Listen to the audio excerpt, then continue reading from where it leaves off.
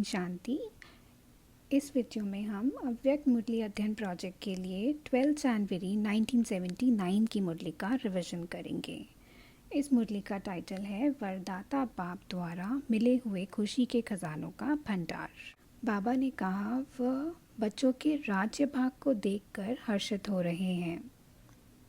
सारी सृष्टि की सर्व आत्माओं से कितनी श्रेष्ठ आत्माएं हैं, कितनी सर्व खजानों से संपन्न आत्माएं हैं। इस समय की संपन्नता का गायन आप श्रेष्ठ आत्माओं के कारण स्थान का गायन सदा चलता आ रहा है। अब अंत तक भी भारत भूमि का गायन विदेश में भी महान है। स्थान का महत्व आप चैतन्य महान आत्माओं के कारण है। आज तक भी आध्यात्मिक खजाने के लिए सबकी नज़र भारत के तरफ ही जाती है। स्थूल धन में गरीब माना जाता है, लेकिन आध्यात्मिक खजाने, अविनाशी सुख और शांति, शक्ति, इन खजानों में भारत ही सबसे संपत्तिवान गाया जाता है। तो आपकी संगम युगी संपन्न स्थिति के कारण ही स्थान का गायन है। इतने खजानों से संपन्न होते हो जो आधा कल्प वही प्राप्त खजाने चलते रहते हैं। इतना खजाना जमा होता जो अनेक जन खाते रहते। ऐसे कभी कोई सारे कल्प में नहीं बन सकता। संगम युग सर्व युगों में सबसे छोटा युग होने के कारण इनकी बहुत थोड़ी सी आयु है। जितनी छोटी सी जीवन है, छोटा सा युग है, इतनी कमाई सब युगों से श्रेष्ठ है। सदा अपने खजानों को स्मृति में रखते हो। क्या क्या खजाने मिले हैं, किस द्वारा मिले हैं और कितने समय तक चलने वाले हैं। बाप ने खजाने तो सबको एक समान दिए हैं, किसको 1 लाख, किसको 1000 नहीं दिए हैं। सब बच्चों को बेहद का अखुट खजाना बाप द्वारा मिला है। ऐसे अखुट खजाने से स्वयं को सदा भरपूर तृप्त आत्मा समझते हो। तृप्त आत्मा को सदा बाप और खजाना ही सामने रहता है।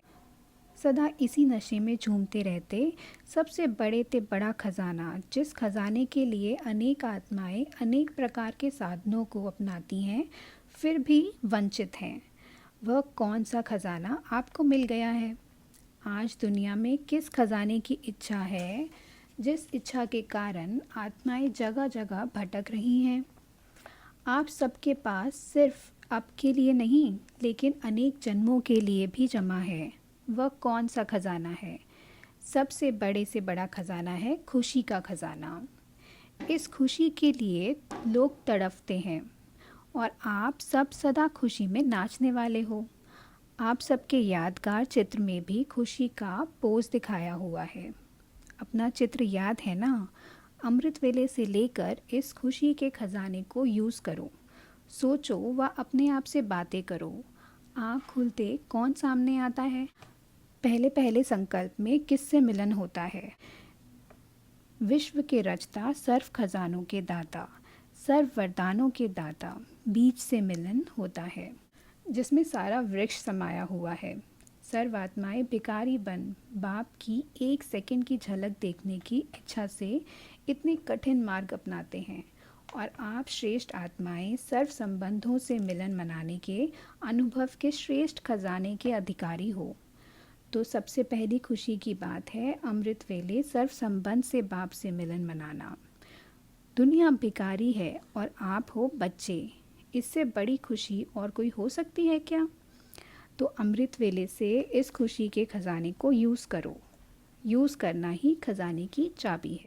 दूसरा खुशी का खजाना, इतनी सिकी लधे श्रेष्ठ आत्माएं हो जो स्वयं भगवान आपको पढ़ाने के लिए परम धाम से आते हैं। लंदन व अमेरिका से नहीं आते हैं, इस लोक से भी पार, जहाँ तक साइंस वाले स्वप्न में भी नहीं पहुँच सकते।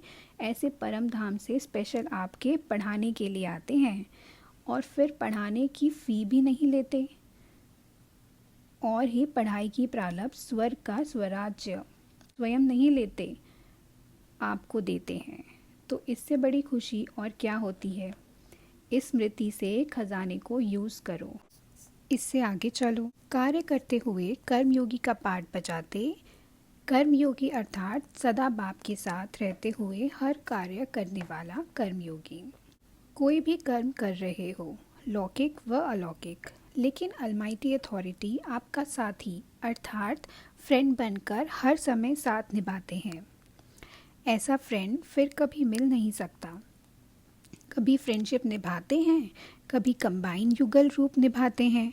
ऐसा कंबाइन स्वरूप विचित्र युगल रूप जो सदा आपको कहते हैं सारा बोझ हमें दे दो और तुम सदा हल्के रहो। जहाँ भी कोई मुश्किल कार्य आए तो वह मुझे अर्पण कर दो, तो मुश्किल सहज हो जाएगी। ऐसे कर्म योग के पाठ में सदा साथीपन के खजाने को व सदा साथ की खुशी को यूज़ करो। और आगे चलो। जब कार्य से खाली हो जाओ तो सबसे बड़े ते बड़ा मनोरंजन का धन प्राप्त है।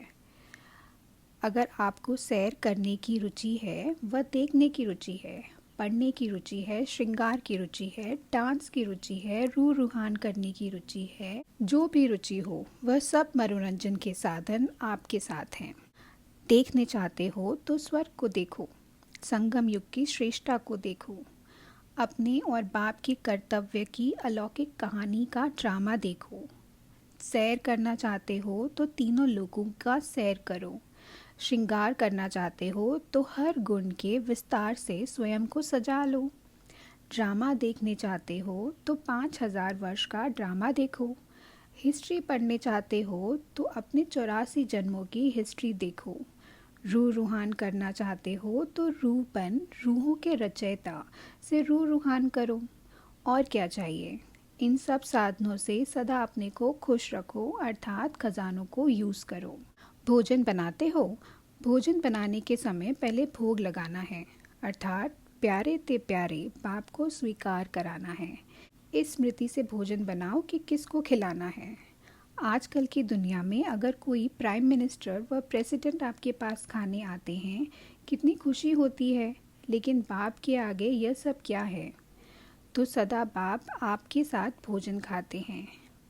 भक्त बेचारे बार बार घंटियां बजा बजा कर थक जाते हैं, बुलाते बुलाते भूल भी जाते हैं, लेकिन बच्चों के साथ बाप का वायदा है सदा साथ रहेंगे। तुम्ही से खावें तुम्ही से बैठें, तो इससे बड़ी खुशी और क्या चाहिए। तो भोजन के समय भी तुम्ही से खाऊं यह स्लोगन याद रखो। ऐसे खुशी के खजाने को यूज़ करो। और आगे चलो। अभी दिन का अंत समय आ गया अर्थात रात का समय आया। अब रात को क्या करेंगे। सोने के पहले सारे दिन के समाचार की लेन देन चाहे कंबाइन रूप में करो चाहे बाप के रूप में करो। एक दिन का समाचार दो और दूसरे दिन का श्रेष्ठ संकल्प और कर्म की प्रेरणा लो। सब समाचार की लेन देन करना अर्थात हल्के बन जाना। जैसे रात को हल्की ड्रेस से सोते हैं ना, ऐसे बुद्धि को हल्का करना अर्थात हल्की ड्रेस पहनना है। ऐसे तैयार हो साथ में सो जाओ। अकेले नहीं सो, अकेले होंगे तो माया चांस लेगी, इसलिए सदा साथ रहो। अकेले रहने से डर भी लगता है, निर्भय हो जावेंगे। आप निर्भय रहेंगे और माया डराएगी। तो ऐसे सदा साथ के खुशी के खजाने को सारी रात के लिए यूज़ करो। अब बताओ, सारे दिन में श्रेष्ठ खुशी के खजाने प्राप्त होते हुए भी श्रेष्ठ आत्मा कभी उदास हो सकती है।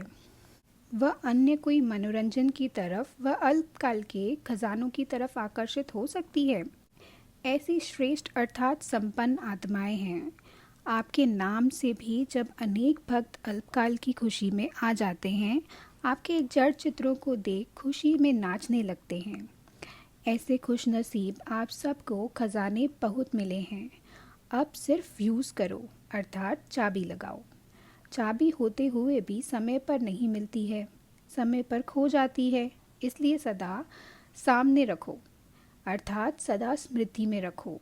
बार बार स्वरूप स्मृति को रिफ्रेश करो। खजाना क्या और चाबी क्या, हर कर्म में जैसे सुनाया वैसे प्रैक्टिकल में लाओ अर्थात स्मृति को स्वरूप में लाओ। समझा क्या करना है। अच्छा, फिर बाबा ने सभी बच्चों को याद प्यार दिया और पार्टियों से मुलाकात की। तो इस मुरली में बाबा ने 6 प्रकार के खुशी के खजाने बताए हैं। अगली वीडियो में हम 16 जनवरी 1979 की मुरली का रिवीजन करेंगे, जिसका टाइटल है तिलक, ताज और तख्तदारी बनने की युक्तियाँ। अच्छा, ओम शांति।